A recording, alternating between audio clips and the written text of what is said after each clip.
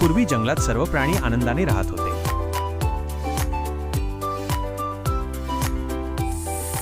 जंगलात एक मोठा ताकदवान साप राहत होता.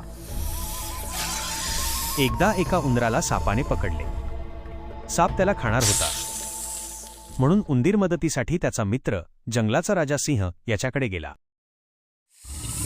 सिंह आणि साप यांच्यात लढाई झाली, पण सापाच्या दंशामुळे सिंह मरण पावला. यामुळे सापाला खूप गर्व झाला आणि त्याला वाटले की आता आपणच जंगलाचे नवे राजा झालो आहोत. तो नेहमी छोट्या प्राण्यांना घाबरवत असे. त्याला वाटायचं होतं मी या जंगलातील सर्वात बलवान प्राणी आहे. एके दिवशी तो जंगलात फिरत असताना त्याने एका छोट्या मुंगीला पाहिले.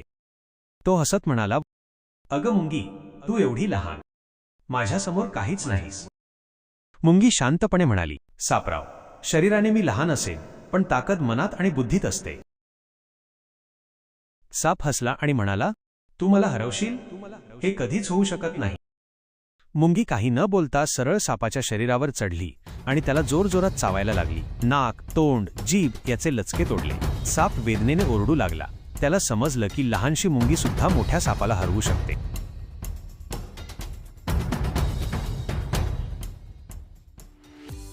गोष्टीतून शिकवण.